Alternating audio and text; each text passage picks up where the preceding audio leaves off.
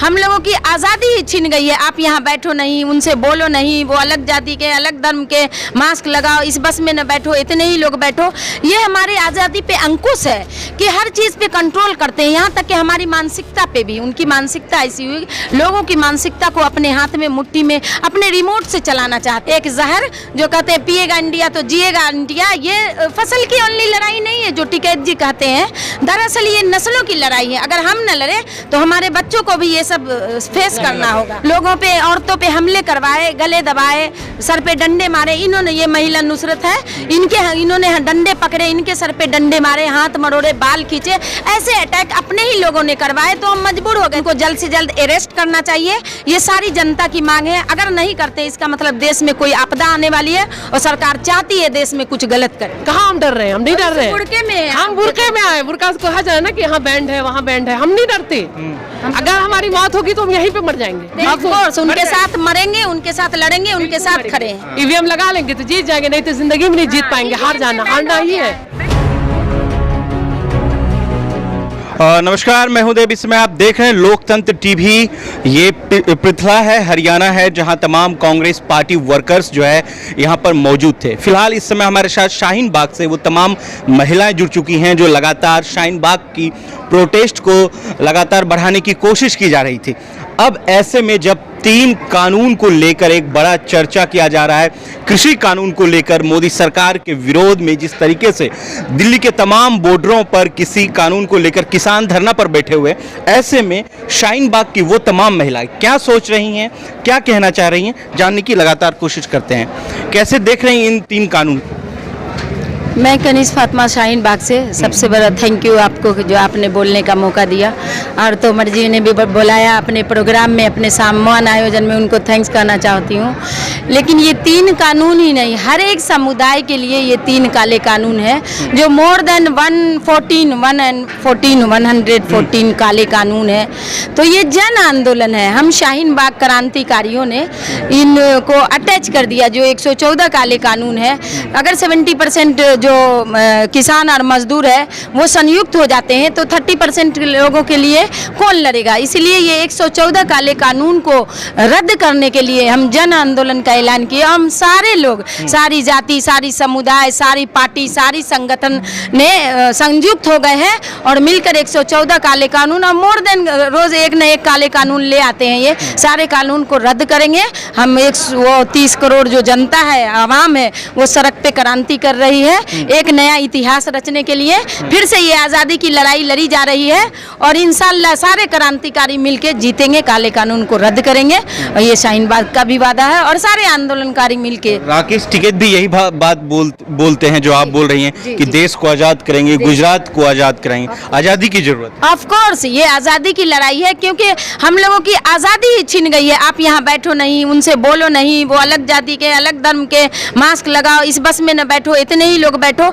ये हमारी आज़ादी पे अंकुश है कि हर चीज़ पे कंट्रोल करते हैं, यहाँ तक कि हमारी मानसिकता पे भी। उनकी मानसिकता ऐसी हुई, लोगों की मानसिकता को अपने हाथ में, मुट्ठी में, अपने रिमोट से चलाना चाहते हैं। ये हम लोगों की बिल्कुल हर चीज़ पे अंकुश है। कौन कंट्रोल कर? जो सरकार है, सरकार जो लेके आई है पॉलिसी। अब क्या कहूँ, वैसे तो सरकार से एंटी कोई नहीं होता, सरकार आती जाती रहती है, लेकिन सरकार से ने जो अभी पॉलिसी लेके आई है, जो नए काले कानून लेके आई है, वो सबके लिए कुछ ना कुछ लेके आई है। एक जहर जो कहते हैं पिएगा इंडिया तो जिएगा इंडिया, ये फसल की ओनली लड़ाई नहीं है जो टिकैत जी कहते हैं। दरअसल ये नस्लों की लड़ाई है। अगर हम न लड़े तो हमारे बच्चों को भी ये सब फेस करना होगा। इसलिए हम लोग मैदान में कूद गए हैं कि ये सारे काले कानून या इस तरह के मानसिकता के लोगों को भी हम लोग एवाइड करते हैं, बाइकाट करते हैं, और हम लोग आज़ाद करके छोड़ेंगे, देश बचा के दम लेंगे, हम ऐलान करते हैं। पिछले साल लॉकडाउन की वजह से शाहीन बाग को खाली करना पड़ा था। इस बार लॉकडाउन की वजह से जो दिल्ली बॉर्डर पे लोग बैठे हैं उसको खाली कराने की कवायद चल रही है। कैसे, क्या कहेंगे? हाँ, नहीं खाली होगा। ये ठीक है कि साजिश रची गई थी शाहीन बाग के साथ, मगर हम लोग मजबूर इसलिए होते कि हमारे एमएलए ही, हमारे चीफ मिनिस्टर ही ने जहाँ एक साइकिल नहीं पास हो सकता था वहाँ बुलडोजर भेजा, जेसीबी भेजा, लोगों पे, औरतों पे हमले करवाए, गले दबाए, सर पे डंडे मारे। इन्होंने, ये महिला नुसरत है, इन्होंने डंडे पकड़े, इनके सर पे डंडे मारे, हाथ हाथ मरोड़े, बाल खींचे, ऐसे अटैक अपने ही लोगों ने करवाए तो हम मजबूर हो गए थे। अपनों से कितना लड़ोगे, लेकिन अब हम सारी जनता एक हो गए, उनकी मानसिकता समझ गए हैं कि सिस्टम में बैठे लोग जो है वो कहाँ तक लड़ेंगे। सिस्टम में बैठे लोग जो है वो दुम छल्ले हैं सरकार की, वो जो सरकार कराएगी, जिधर ही लाएगी, जिधर घुमाएगी वही करते हैं। जनता चाहे कितनी भी अकेली हो, लेकिन 130 करोड़ का हम लोगों को समर्थन है एक दूसरे को। हम लोग एकता अमन ला के रहेंगे, मिलजुल के ये कानून हटाएंगे। अब बताइए, डाशना में जो यति नंद सरस्वती हैं, यति सिंघानंद सरस्वती जो हैं, वो नरसिंहानंद सरस्वती जो हैं, उन्होंने मुस्लिम बच्चे को पीटा पानी पीने की वजह से, उसको कैसे देख रहे हैं आशिफ? गलत बात है, ये भगवान का बनाया पानी, हवा, जमीन, फसल, जो अनाज है, उस पर अगर अंकुश लगाते हो, उसको पानी पीने से रोकते हो, ये पानी कोई इंसान जो है पैदा नहीं कर सकता है। ये तो भगवान की एक प्रकृति बनाई है, आप कहीं भी पी सकते हो, खा सकते हो, ये भगवान की बनाई जो प्रकृति, इससे कोई चीज का फायदा ले सकते हो। इंसान के लिए, इंसानियत के लिए, इंसानियत पर धब्बा है वो नरसिम्हा राव, उनको जल्द से जल्द अरेस्ट करना चाहिए। ये सारी जनता की मांग है, अगर नहीं करते इसका मतलब देश में कोई आपदा आने वाली है और सरकार चाहती है देश में कुछ गलत करे। तो लेकिन जनता, हम सारे लोग मिल जाएंगे, हिंदू मुस्लिम सिख ईसाई, हम लोग लड़ेंगे नहीं। हम लोग ओनली सरकार की पॉलिसी से लड़ रहे हैं, उनके काले कानून वापस करेंगे। हम दिन नहीं देखा कि कितना ढेर सारा प्रोटेस्ट हुआ चारों तरफ, कहाँ नहीं हुआ, हर जगह हुआ, अलीगढ़ में हुआ, जामिया में हुआ, हर जगह जहाँ भी वहाँ हुआ। तो आपने बच्चा को मारने वाली बात तो बोल दी, लेकिन आपने तो ये नहीं कहा कि मोहम्मद सल्लल्लाहु अलैहि वसल्लम जो है हमारे नबी, उनके बारे में इतनी बड़ी बात चली है। तो ये हमारे लिए तो मरने से भी कम है। हमारे लिए, पूरे आलम के लिए वो रोशनी लेके आए हैं, इल्म लेके आए हैं, सिर्फ हमारे नहीं है, पूरी आज हिंदू का सवाल है, हम खड़े हुए हैं, हम नहीं बटेंगे, बिल्कुल भी नहीं बटेंगे। हिंदू के साथ है, हम एकदम साथ हैं, हम लोग साथ हैं, भाई बहन बांटना चाह रहे हैं, बिल्कुल बांटना चाह रहे हैं, हम नहीं बटेंगे। हम किसान आंदोलन में भी रोज 2-4 दिन बार जाते हैं, हम लोग बैठे नहीं है, कभी टिकरी बॉर्डर, कभी सिंघू बॉर्डर। कैसे लड़ेंगे इतने बड़े? 23 जनवरी को, अरे आदमी जब ठान ले ना, हौसले से उड़ान होती है, पंख से थोड़ी उड़ान होती है। आदमी जब ठान ले तो इंसान कुछ भी कर सकता है। हमने तो घोड़े दौड़ाए हैं, पानी में, दरिया में, आसमान पे जहाज उड़ाए हैं। इंसान क्या नहीं कर सकता है? एक गलत मानसिकता से लड़नी है, एक न एक दिन हारेगा वो। जब ठंडक जो किसान फेस किया ना, वो मैं बहुत पहले कर चुकी हूँ। बरसात वो मैं कर चुकी हूँ, वो पत्थर, वो बरसात, वो मैं जब मैं घर पे बैठी रहती थी ना, तो मैं किसान को फील करती थी कि अभी उसके साथ कैसा हो रहा है। तो इसको मैंने बहुत करीब से फेस किया, इसलिए मैं समझ रही हूँ किसान का दर्द। अभी वो धूप में बैठा हुआ है, मैं घर पे बैठी हूँ, लेकिन मैं हर वक्त हूँ उनके साथ। अभी बुलाया तो अभी चले जाएंगे, खड़े हुए हैं। आज भी बुलाया गया तो आई हूँ, लेकिन एक मुस्लिम समुदाय को कहा जा रहा है अलग है, अलग है, अलग है। नहीं, ये देखिए कहाँ हम पहुंचे हुए हैं, कहाँ हम डर रहे हैं? हम नहीं डर रहे हैं, हम बुरके में आए। बुरका से कहा जा रहा है ना कि यहाँ बैंड है, वहाँ बैंड है, हम नहीं डरते।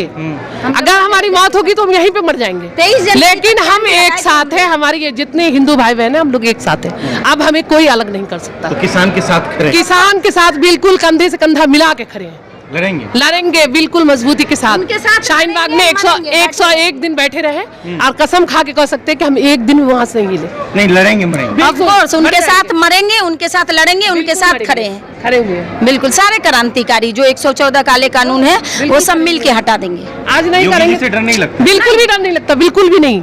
आए, हम मिलना चाहते हैं, हम मिलना चाहते हैं, हम नहीं डरते। हम क्यों डरे? नहीं मरेंगे। योगी जी के गांव की एक लड़की आई थी ना, हम उसको अपने घर में रखे थे, हम नहीं डरते। योगी जी से उधर उस गांव से एक लड़की आए थे हमारे प्रोटेस्ट में, मैंने उसे रखा, मैं 4 दिन रखे। मैं कहाँ डर गई कि योगी जी के गाँव का है, कहीं तार से तार मिल जाए, मुझे डर नहीं है। जब हम आंदोलन में कूद पड़े तो पूरी हिम्मत से कूदे, मुझे डर नहीं है किसी भी चीज का। अल्लाह अल्लाह है बस।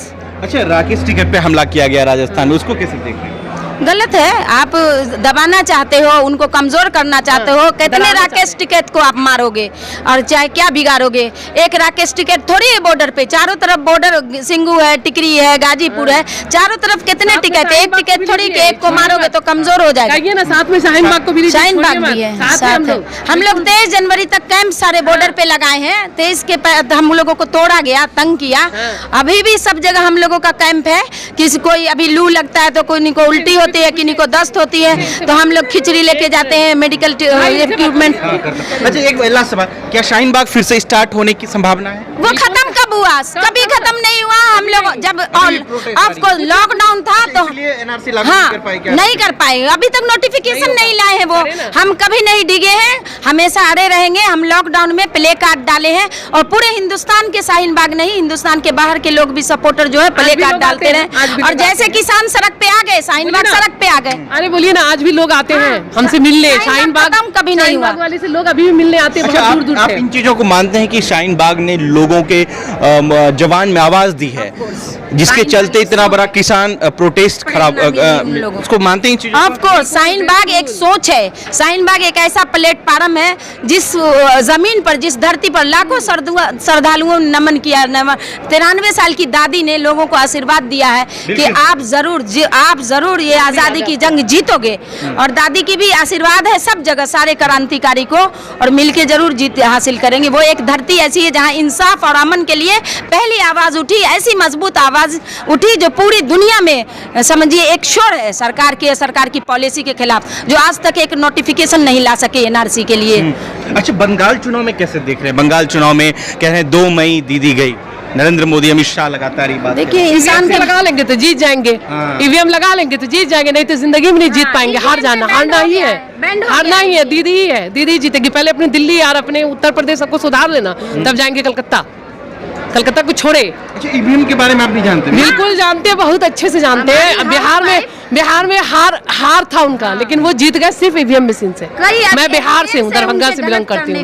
कोर्ट में केस चल रहे हैं कि उन्होंने धोखे से, जिनको जीत का तगमा मिल गया था, उन लोगों को भी 180 लोगों को जीत का सर्टिफिकेट मिल गया था, उसके बावजूद बीजेपी सरकार है। और कई जगह से उन लोगों ने हार स्वीकार नहीं किया। सरकार बनी हुई बरचस्पी, जैसे सदन में कोई एक पास कर लेते हैं अपनी मर्जी से, बगैर मेजोरिटी के, बगैर समर्थन के, और बाद में समर्थन लोगों का लेते हैं। बस हर जगह बरचस्पी है। और ईवीएम पे आज ने भी अमेरिका ने ऐलान कर दिया है, ईवीएम पे बैन लग गया है। अब वो कभी नहीं, सब जगह से सुपड़ा साफ होगा उनका, जो अच्छी सोच के होंगे, जो देश को आगे लेके जाएंगे। तो नहीं देख रहे हैं कि ये नबी सल्लल्लाहु अलैहि वसल्लम वाली बात जो हुई है, तो ये क्या है, मुद्दा को भटकाना कि इधर हिंदू मुस्लिम कर दे, हिंदू मुस्लिम करके ये लोग लड़े, इधर किसान को हटा दे साइड से। ये किसान हटने वाला नहीं है। ने सुरक्षा की मांग की अमित शाह से कि हमें सुरक्षा दीजिए।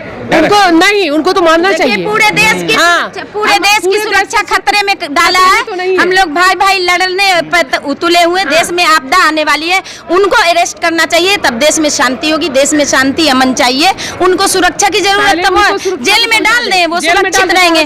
वहाँ जाके थोड़ी उनको कोई नुकसान। अच्छा खाना, हर चीज वहाँ तो उन्हें मिलेगा ही। उनको अच्छा से मुसलमान के या नहीं, हिंदू वाली बात तो है नहीं। यहाँ मुसलमान के दिल पे चाहे लाख हजार ठेस पहुँच जाए, कोई दिक्कत नहीं है। मुस्लिम है ना, तब ना बच्चा को मारा गया पानी पीने के लिए, मामूली पानी पीने के लिए मारा गया। पानी एक ऐसी चीज है कि कोई काफिर भी जाता हो, कोई भी जा रहा हो, तो उसके डाल दो पानी, पिला दो।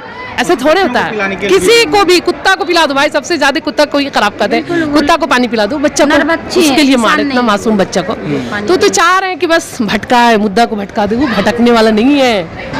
हम लोगों का फोकस गोल है आजादी। रागिनी तिवारी कपिल मिश्रा को कैसे देख रहे हैं, जिन्होंने दिल्ली दंगे को अंजाम दिया? हाँ, वो माहौल खराब करना चाहते, तब भी हम लोगों ने सब्र का पैमाना लबरेज नहीं होने दिया। हम लोग एक रहे, हम लोग लड़े नहीं। वहाँ भी एक बघेल थे जिन्होंने मुस्लिम की 7 फैमिली को निकालते 80% वो जल गए, और रात भर रोते रहे, तड़पते रहे कि मुझे हॉस्पिटल पहुँचाओ।